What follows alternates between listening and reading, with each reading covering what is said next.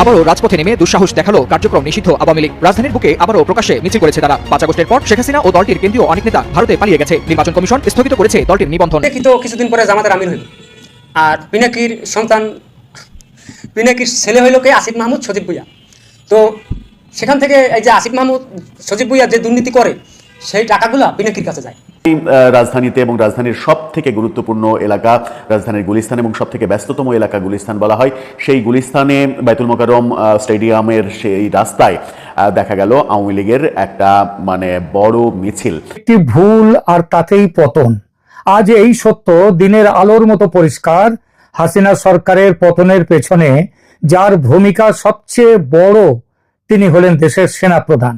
প্রতিরোধ গড়ে না তুলে নিষ্ক্রিয় হয়ে গিয়েছিল সেনা, তাই জনতা দখল নিতে পেরেছিল ঢাকার রাজপথের। আসসালামু আলাইকুম রহমতুল্লাহ। প্রদর্শক, নতুন এক ভিডিওতে আপনাদের সকলকে স্বাগতম। প্রদর্শক, আপনারা ভিডিওর শুরুতে ভিডিওর বিশেষ কিছু অংশ দেখলেন, অবশ্যই আপনারা বুঝতে পারছেন যে আসলে কতটা গুরুত্বপূর্ণ নিউজ হতে চলেছে। প্রদর্শক, এই জন্য বলবো আপনারা ভিডিওগুলো না টেনে সম্পূর্ণ দেখবেন, তাহলে আপনারা সম্পূর্ণ বিষয়টি বিস্তারিত জানতে পারবেন। চলুন আর কথা না বাড়িয়ে একটি লাইক দিয়ে আমরা সকল বিশ্লেষকের বক্তব্যগুলো শুনে আসি। চলুন। হঠাৎ করে আওয়ামী লীগের একটা বড় মিছিল, বেশ কয়েকশো জনতা অংশগ্রহণ করেছে বলেই মনে হয়েছে ভিডিওতে। এই ভিডিওটা বেশ কিছু গণমাধ্যমে এসেছে। বাংলাদেশ প্রতিদিন এটা নিয়ে একটা প্রতিবেদন তৈরি করেছে এবং মিছিলটা পুরোটা তারা দেখানোর চেষ্টা করেছে। যদিও এই মিছিলটা দেখানোর মাধ্যমে বাংলাদেশ প্রতিদিন গণমাধ্যম হিসেবে নতুন করে তোপের মুখে পড়ে কিনা সেটাও একটা বড় বিষয়। এমনিতেই বসুন্ধরা মিডিয়া বেশ তোপের মুখে রয়েছে।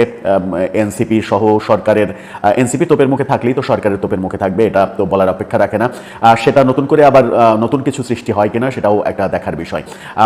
সেই ভিডিওতেই দেখা গেল যে বেশ কয়েকশো মানুষই হবে, বেশ বড় বাইতুল মোকাররমের গেট, বাইতুল মোকাররমের গেট থেকে জাতীয় স্টেডিয়াম থেকে হকি স্টেডিয়াম, সেই যে রাস্তাটা পুরান ঢাকার দিকে হয়ে বঙ্গভবনের দিকে গেছে, সেই রাস্তায় মিছিলটা হতে দেখা গেল। মিছিলটা যেদিন হলো সেদিন সরকার পাকিস্তানের উপপ্রধানমন্ত্রীকে নিয়ে ব্যস্ত। সন্ধ্যায় তিনি সর্বশেষ প্রধান উপদেষ্টার সঙ্গেও দেখা করেছেন। বিভিন্ন রাজনৈতিক দলের মধ্যে এক ধরনের উৎসবের আমেজ আমরা দেখেছি। তার সঙ্গে দেখা করেছেন এবং তিনি কারো সঙ্গে দেখা করতে গেছেন। জামাতের আমিরের বাসায় গেছেন তার সঙ্গে দেখা করতে। বেগম খালেদা জিয়ার শরীরের খোঁজ খবর নিতে তার বাসায় যাবেন প্রধান উপদেষ্টার সঙ্গে বৈঠক শেষে, এমন খবরও আমরা জানি।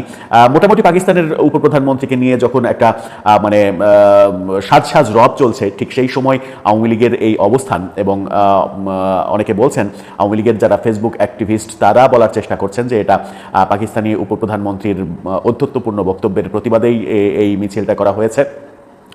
বাংলাদেশের মহান মুক্তিযুদ্ধে যে 30 লক্ষ শহীদ হয়েছিল, যে নির্মম অত্যাচার তারা করেছিল, সেই ব্যাপারে ঔদ্ধত্যপূর্ণ মন্তব্য করেছেন তিনি। তার প্রতিবাদে এটা হয়েছে বলে অনেকে বলার চেষ্টা করছেন। কি জন্য হয়েছে সেটা আমরা জানি না। তবে মিছিলে ব্যানারও দেখা গেছে, ব্যানার সহ তারা মিছিল করেছে এবং মিছিলে শেখ হাসিনা আসবে, বাংলাদেশ হাসবে, এরকম স্লোগান তারা দিয়েছে, সেটাও আমরা দেখলাম। উল্লেখযোগ্য যে ব্যাপার সেটা হচ্ছে যে গত বছরের 5 আগস্টে শেখ হাসিনার সরকার পতনের পরে আওয়ামী লীগের এত বড় শোডাউন আমরা গত 1 বছরে দেখিনি। গোপালগঞ্জে হয়তো বেশ জমায়েত হয়েছে, বেশ কিছু ক্ষেত্রে আমরা দেখেছি। গোপালগঞ্জটা একেবারে বিচ্ছিন্ন ঘটনা যদি ভাবি, তাহলে রাজধানী ঢাকায় এত বড় মিছিল আমরা দেখিনি। রাজধানী ঢাকায় বিচ্ছিন্নভাবে ঝটিকা মিছিল, 20-30 জনের, 10 জন 15 জনের ঝটিকা মিছিল, এরকম মিছিল দেখেছি। কখনো 50 জনের কিংবা তারও বেশি দেখেছি, হয়তো 100 জনও হয়েছে। কিন্তু আজকের মিছিলটা অনেক বড় মিছিল মনে হয়েছে। এই মিছিলের মাধ্যমে আওয়ামী লীগ কি বার্তা দিচ্ছে সেটা একটা বড় ব্যাপার। আর একটা বড় ব্যাপার যেটা হচ্ছে যে বাংলাদেশের বর্তমান রাজনীতিতে একটা কথা আলোচনা বেশ ভালোভাবে হচ্ছে, যে বাংলাদেশের রাজনীতি সংঘাতময় পরিস্থিতির দিকে চলে যেতে পারে এবং সেটা ডিসেম্বর নাগাদ বেশ খারাপ অবস্থা, নাজুক অবস্থার মধ্যে পড়তে পারে। সেটারই একটা ড্রেস রিহার্সেল হলো কিনা সেটাও কিন্তু একটা ভাবনার ব্যাপার হতে পারে। কারণ রাজনৈতিক পরিস্থিতি যাদের দ্বারা খারাপ হতে পারে তাদের মধ্যে অন্যতম তো আওয়ামী লীগ অবশ্যই রয়েছে। এছাড়া এন্টি আওয়ামী লীগ যে পক্ষ, অর্থাৎ বৈষম্য বিরোধী আন্দোলনের পক্ষের শক্তি যারা, তাদের মধ্যেও কিন্তু আমরা বিভাজনের রাজনীতি দেখছি এবং তাদের মধ্যে সংঘাতপূর্ণ অবস্থা তৈরি হতে চলেছে, এমন বিশ্লেষণও বিভিন্ন জন বিশ্লেষণ করার চেষ্টা করছেন। সেরকম মুহূর্তে আওয়ামী লীগের এই অবস্থান একটা সিগন্যাল কিনা, তারা সিগন্যাল দিতে চাইলো কিনা, যখন আগস্ট মাসই চলছে, অনেকদিন আগে থেকেই আলোচনা শুনছিলাম, নানা রকমের প্রচার প্রপাগান্ডা গুজব তো আমরা শুনছিলাম যে আগস্ট মাসে, বিশেষ করে আগস্টের 5 তারিখে সরকার পতনের বর্ষপূর্তির দিনে আওয়ামী লীগ বড় কিছু একটা ঘটনা ঘটাবে। সেই ব্যাপারে সরকারকেও সচেতন থাকতে আমরা দেখেছি, সরকারকে বিশেষ অভিযানে নামতে দেখেছি, কিন্তু সেরকম কোনো কিছু ঘটেনি। এবং মানে বিভিন্ন সূত্রের খবর মতে এরকম কোনো গোয়েন্দা রিপোর্টও ছিল না যে মানে কোনো পরিস্থিতি, খারাপ পরিস্থিতি তৈরি করতে পারবে আওয়ামী লীগ। আজকে যখন এই কাজটা করলো, মানে 24 তারিখে, আগস্টের 24 তারিখে এসে আওয়ামী লীগ যখন একটা বড় শোডাউন করলো, এই শোডাউনের মাধ্যমে কি বার্তা দিতে চায়? কিছুদিন পরে জামাতের আমির হইল, আর পিনাকির সন্তান, পিনাকির ছেলে হইল কে আসিফ মাহমুদ সজীব ভুইয়া। তো সেখান থেকে এই যে আসিফ মাহমুদ সজীব ভুইয়া যে দুর্নীতি করে, সেই টাকাগুলো পিনাকির কাছে যায় এবং পিনাকির মাধ্যমেই টাকাগুলো পাচার হয়। তোমার পাই পাই হিসাব নেবো আসিফ মাহমুদ সজীব ভুইয়া, মনে রাখো। তুমি আমাদের সাথে গাদ্দারি করছো, আমরা যারা জুলাই আন্দোলন করছি।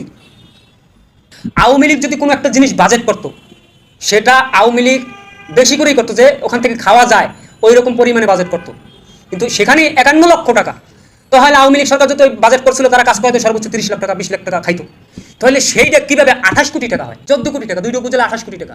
তাহলে আপনি চিন্তা করেন যে আসিফ মাহমুদ সজীব ভুইয়া নির্বাচন কেন চাবে? আসিফ মাহমুদ সজীব ভুইয়া ফেব্রুয়ারিতে তাদের গোষ্ঠী নির্বাচন কেন চাবে? তারা তো চিন্তা করে যে হ্যাঁ রে বাইসেস 14 গোষ্ঠী তো নির্বাচন করে একটা মন্ত্রী এমপি হওয়ার মতো যোগ্যতা নাই। বাইসেস কোনো ক্রমে তারা মন্ত্রী মর্যাদা পাই গেছে, তাও একটা না 2টা মন্ত্রণালয়ের দায়িত্ব আসিফ মাহমুদ সজীব ভুইয়ার হাতে। তো তিনি চিন্তা করতেছে 1 বছরে যেই পরিমাণ কামাইছি, আরও নির্বাচন ডক্টর ইউনূস একটা রূপ মাপতেছে, তাহলে এই 6-7 মাসের ভিতরে আরও যেটুকু কামাই রাখতে পারি, কারণ তার তো রাজনীতির প্রয়োজন। তিনি এই কথাও বলছে যে আমি নির্বাচনের তফসিল ঘোষণা হইলে তিনি পদত্যাগ করবে, পদত্যাগ করে তার আবার এমপি হওয়ার শখ হয়েছে। তাহলে এই যে 14 কোটি টাকা, 52 বা 56 লাখ টাকার কাজ 14 কোটি টাকা করা হলো, তাহলে এই টাকাগুলো কি তুমি যে মাইরে দিয়েছো, এই টাকা দিয়ে সামনে নির্বাচন করার জন্য কি মারছো? নাকি ওই যে এই দেশে থাকার কোনো তোমার চিন্তা ভাবনা নাই, তুমি ওই তোমার বাপ পিনাকির কাছে যাবা ওই দেশে, এইরকম প্ল্যান করছো? তোমার পাই পাই হিসাব নেবো আসিফ মাহমুদ সজীব ভাই, মনে রাখো। তুমি আমাদের সাথে গাদ্দারি করছো, আমরা যারা জুলাই আন্দোলন করছি।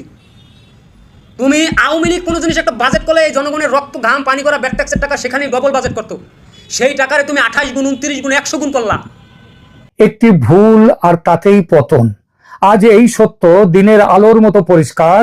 হাসিনা সরকারের পতনের পেছনে যার ভূমিকা সবচেয়ে বড়, তিনি হলেন দেশের সেনাপ্রধান। প্রতিরোধ গড়ে না তুলে নিষ্ক্রিয় হয়ে গিয়েছিল সেনা, তাই জনতা দখল নিতে পেরেছিল ঢাকার রাজপথের। সেনা রাইফেল নামিয়ে রেখেছিল, তাই পতন হাসিনা সরকারের। সেনা দেশ ছাড়তে বাধ্য করেছিল, তাই শেখ হাসিনা দেশ ছাড়েন। অর্থাৎ সরকার পতন, দেশত্যাগ, পুরো ঘটনার পেছনে একটি মানুষের দীর্ঘ ছায়া। তিনি জেনারেল ওয়াকারুজ্জামান, বাংলাদেশের সেনাপ্রধান। একটি প্রশ্ন স্বাভাবিকভাবে ওঠে, তার জায়গায় যদি অন্য কেউ সেনাপ্রধান থাকতেন, তাহলে কি হাসিনা সরকারের পতন ঘটত? গত বছর ওই 5ই আগস্ট তারিখে আমার বিশ্বাস বাংলাদেশের সংখ্যাগরিষ্ঠ মানুষ মানবেন যে ওয়াকারুজ্জামানের জায়গায় অন্য কেউ সেনাপ্রধান থাকলে শেখ হাসিনার পতন নাও হতে পারত। কারণ যে দুজন সেনাকর্তাকে টপকে ওয়াকারুজ্জামানকে বাংলাদেশ সেনাবাহিনীর প্রধান হিসেবে নিয়োগ দেন শেখ হাসিনা, সেই 2 সেনাকর্তা লেফটেন্যান্ট জেনারেল মোহাম্মদ সাইফুল আলম এবং লেফটেন্যান্ট জেনারেল মোহাম্মদ মুজিবুর রহমান, যিনি ছিলেন তৎকালীন আর্মি ট্রেনিং অ্যান্ড ডক্ট্রিন কমান্ডের জিওসি। এই দুজনের জামায়াতি ব্যাকগ্রাউন্ড ছিল না এবং তারা ওয়াকারুজ্জামানের মতো পাকিস্তান প্রেমীও ছিলেন না। ভারতীয় গোয়েন্দাদের কাছ থেকে তথ্য পেয়ে ভারত সরকারের পক্ষ থেকে শেখ হাসিনাকে সাবধান করে দেওয়া হয়েছিল যাতে ওয়াকারুজ্জামানকে সেনাপ্রধান না করা হয়। ভারতের সাবধান বাণীতে কান দেননি শেখ হাসিনা। তিনি 2 সিনিয়র সেনাকর্তাকে টপকে ওয়াকারকে নিয়োগ দেন। ক্ষমতা গ্রহণের ঠিক 43 দিনের মাথায় ওয়াকারের যোগসাজশে হাসিনা সরকারের পতন ঘটে। হাসিনা ভারতে আশ্রয় নিতে বাধ্য হন। শেখ হাসিনা, প্রশ্ন উঠতে পারে যে শেখ হাসিনা কেন ভারতের সতর্কবার্তা উপেক্ষা করেছিলেন? এর পেছনেও সেই ইতিহাসের পুনরাবৃত্তি আছে, আমরা পরে আসছি সে ব্যাপারে। আগে বলি কেন উপেক্ষা করেছিলেন। শেখ হাসিনা যখন ওয়াকারুজ্জামানকে সেনাপ্রধান হিসেবে নিয়োগ দেন, তখন ভারতের সতর্কবার্তা উপেক্ষা করার পেছনে তার একাধিক ব্যক্তিগত কারণ, সেইটাই ছিল বড়। তার সঙ্গে রাজনৈতিক কারণ সেটা সামান্য, সেটাও ছিল। কেন ব্যক্তিগত কারণ কিরকম? পারিবারিক আস্থা ও আত্মীয়তার সম্পর্ক। শেখ হাসিনার এই সিদ্ধান্তের মূল কারণ ছিল ওয়াকারের সঙ্গে তার পরিবারের সম্পর্ক। ওয়াকার উজ্জামানের স্ত্রী সারানাজ কমলিকা রহমান শেখ হাসিনার খুড়তুতো বোন। তার শ্বশুর জেনারেল মুস্তাফিজুর রহমান 1997 থেকে 2000 সাল পর্যন্ত বাংলাদেশের সেনাপ্রধান ছিলেন এবং শেখ মুজিবুর রহমানের সম্পর্কীয় কাকা ছিলেন। ওই পারিবারিক যোগসূত্র হাসিনাকে ওয়াকারের প্রতি বিশেষ আস্থা জ্ঞাপনে বা আস্থা স্থাপনে উৎসাহিত করেছিল। একজন আওয়ামী লীগ নেতার মতে ওয়াকার উজ্জামান শেষ পর্যন্ত পদটি পেয়েছিলেন কারণ তিনি শেখ হাসিনার আত্মীয়। এর সঙ্গে আরো একটা কারণ, হাসিনা পুত্র জয়ের সঙ্গে ওয়াকার উজ্জামানের বেশ ভালো সম্পর্ক ছিল। ওয়াকার 2017 সাল থেকে সেনা সদর দপ্তরে সামরিক সচিবের দায়িত্ব পালন করেছেন এবং পরবর্তীতে প্রধানমন্ত্রীর কার্যালয়ের অধীনে সশস্ত্র বাহিনী বিভাগের প্রধান কর্মকর্তা বা পিএসও হিসেবে কাজ করেছেন। এই দীর্ঘ সময়ে তিনি হাসিনার আস্থার পাত্র হয়ে ওঠেন। একটি সূত্র জানাচ্ছে যে প্রধানমন্ত্রীর কার্যালয়ের অধীনে সশস্ত্র বাহিনী বিভাগের প্রধান হিসেবে দায়িত্ব পালন করার সময় ওয়াকার উজ্জামান হাসিনার এতটাই নজর কাড়েন যে হাসিনা ভারতের সতর্কতা উড়িয়ে দেন। কিন্তু ভারত কেন আপত্তি করেছিল সেই কারণটা কিন্তু তিনি খুঁটিয়ে দেখেননি। ভারতের আপত্তিটা ছিল দুটো মূল কারণে। স্বাস্থ্যগত যোগ্যতার কারণ, ওয়াকার উজ্জামান তখন স্বাস্থ্যগত দিক দিয়ে সর্বোচ্চ উপযুক্ত ছিলেন না এবং দুজন ভালো প্রার্থীকে উপেক্ষা করে তাকে নিয়োগ করা হয়েছিল।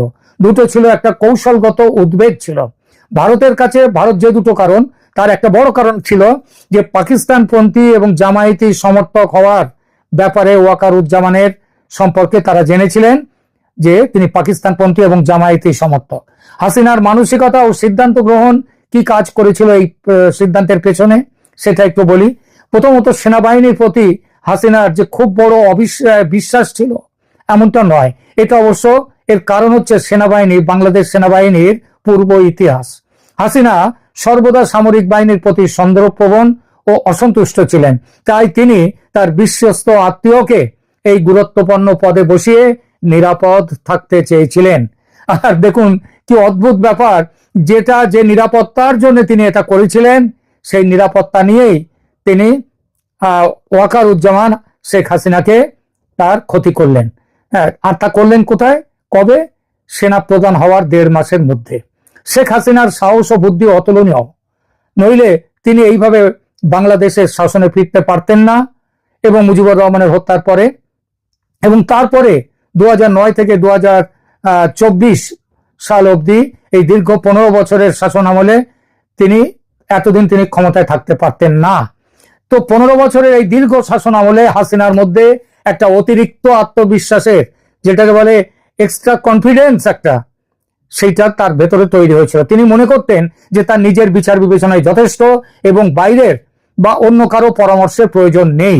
আর এই অতিরিক্ত আত্মবিশ্বাস হয়ে দাঁড়িয়েছিল তার পতনের কারণ। এইবার বলি ইতিহাসের পুনরাবৃত্তি কিভাবে আসে। ঠিক যেন সেই 1975-এর পুনরাবৃত্তি। 1975-এ শেখ মুজিবুর রহমানকেও ভারতীয় গোয়েন্দারা সেনা অভ্যুত্থানের বিষয়ে সতর্ক করেছিল, তার নিরাপত্তা নিয়ে সতর্ক করেছিল, কিন্তু তিনি সেই সতর্কবার্তা কানে তোলেননি। কারণ বঙ্গবন্ধুর বিশ্বাস ছিল বাংলাদেশের জন্ম দিয়েছেন তিনি, বাংলাদেশকে স্বাধীন করেছেন তিনি, বাংলাদেশে কেউ তার বিরোধিতা করতে পারে না। এই যেন ইতিহাসের পুনরাবৃত্তি। 1975 সালের 15ই আগস্ট, সেই রাতের কয়েকদিন আগেই বঙ্গবন্ধুকে সেনা অভ্যুত্থান নিয়ে সতর্ক করেছিল ভারত, তিনি কথা শোনেননি। আর 5 আগস্ট 2024-এর আগে শেখ হাসিনাকেও একইভাবে জেনারেল জামানের বিষয়ে সতর্ক করেছিল ভারত, কথা কানে নেননি হাসিনাও। আর এর পরিণতি কি হলো? এই সিদ্ধান্তের মাত্র 43 দিন পরেই ওয়াকার উজ্জামানের নেতৃত্বে সেনাবাহিনী হাসিনা সরকারের পতন ঘটালো। 5 আগস্ট 2024 তারিখে যখন ছাত্র জনতার আন্দোলন তীব্র হয়ে উঠেছে, তখন ওয়াকার হাসিনাকে দেশ ছাড়তে বাধ্য করলেন। ওই যে বললাম, তিনি সেদিন যেভাবে ঢাকা শহরে প্রতিরোধ তৈরি করে জনতার ঢাকা শহরে আসাটাকে বন্ধ করার পরিকল্পনা হয়েছিল তার 2 দিন আগে, সেই পরিকল্পনাটা একেবারে উড়িয়ে দিয়েছিলেন ওয়াকারুজ্জামান এবং তার ফলে ছাত্র জনতা ঢাকায় চলে আসে, আন্দোলন তীব্র হয়, তখন ওয়াকার হাসিনাকে দেশ ছাড়তে বাধ্য করেন। হাসিনা দেশ ছাড়ার পর সেদিনের সাংবাদিক সম্মেলনে সেনাপ্রধানের শরীরী ভাষায় ও বাচন ভঙ্গিতে একটা জয়ের আনন্দ কিন্তু স্পষ্ট ফুটে উঠতে দেখা গিয়েছিল। তিনি সেই সময় বলেছিলেন দেশের দায়িত্ব নিজের কাঁধে রাখছেন, তারপরে যারা তার গুরু ছিল আমেরিকা, পাকিস্তান, তাদের চাপে তিনি সেই জায়গা থেকে পিছিয়ে আসেন। তিনি বলেছিলেন, মনে আছে, আপনাদের জানমানের সব দায়িত্ব আমার নিজের কাঁধে নিলাম। সেখান থেকে পিছিয়ে আসেন আমেরিকা, পাকিস্তান, তারা বলে, এবং চীনও, তারা বলে না না না না, নিজে দায়িত্ব নিও না। ৭৫-এর সঙ্গে ২৪-এর একটাই পার্থক্য, মুজিবের মতো প্রাণ দিতে হয়নি শেখ হাসিনাকে, যদিও তার ও তার বোন শেখ রেহানাকে হত্যার সব পরিকল্পনা পাকা হয়ে গিয়েছিল। তারা গণভবনে স্নাইপাররা ঢুকেও পড়েছিল। এটা সেনাবাহিনীর সমর্থন ছাড়া এটা কি হতে পারে? পারে না। সেই পরিকল্পনা, মানে শেখ হাসিনা এবং শেখ রেহানাকে হত্যার পরিকল্পনা শেষ পর্যন্ত ফেল করেছিল দুটো কারণে। এক, ভারতের সেনাপ্রধানের ভূমিকা, যিনি বলেছেন সেদিন সকাল থেকেই তিনি যোগাযোগ রেখেছিলেন বাংলাদেশ সেনাপ্রধানের সঙ্গে শেখ হাসিনাকে উদ্ধারের ব্যাপারে, এবং ২, শেখ হাসিনার কপাল। দর্শক, আপনারা একে একে সকল বিশ্লেষকের বক্তব্যগুলো শুনলেন, অবশ্যই আপনারা বুঝতে পারছেন যে আসলে কতটা গুরুত্বপূর্ণ নিউজ ছিল। প্রদর্শক, যত আপনারা সম্পূর্ণ ভিডিও দেখে ফেলেছেন, অবশ্যই আপনারা বিষয়টি জানতে পেরেছেন। যদি আপনাদের কিছু বলার থাকে অবশ্যই কমেন্ট বক্সে জানিয়ে দেবেন। আরও এরকম নিত্য নতুন আপডেট নিউজ পেতে আমাদের চ্যানেলটি সাবস্ক্রাইব করে পাশে থাকবেন। ধন্যবাদ।